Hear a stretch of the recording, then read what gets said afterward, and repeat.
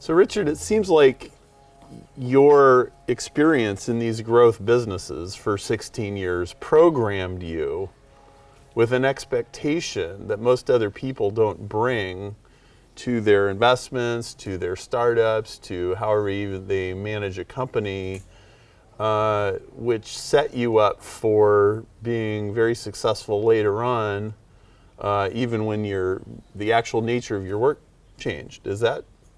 I think that's right. I mean, after I decided that I didn't want to be a consultant anymore because it was too much like hard work, I never got myself into the position that Bill Bain was in.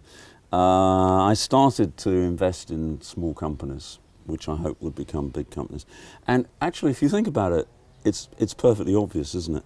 The only way that a company can increase in value very fast is by growing very fast. And by growing very fast for an extended period of time, not just for 2 years or 3 years or 4 years, but for 5 years, 10 years, 20 years. You know, think about McDonald's, think about Coca-Cola. Coca-Cola's grown at 10% a year for the last 100 years. Even in the Great Depression, in the 1930s, it grew very, very fast. So what I decided to do was to find some companies that it didn't matter if they were very small and insignificant. They were doing something different, and they had their own little niche where they were the market leader, and they could grow at 30% or in some cases 300%, 500% a year, and carry on doing that for 5 years or 10 years, and hey, you've got a very valuable business.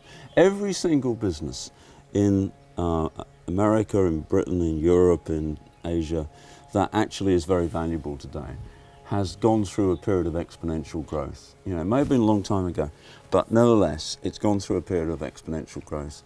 And that is what you need to find, where it's part of your point about the fractal nature of business, that, you know, at some scale, you know, it doesn't matter what the scale is, you know, the same consistency of growth can be manifest, you know, and gradually you move up the logarithmic scale and you become much, much bigger.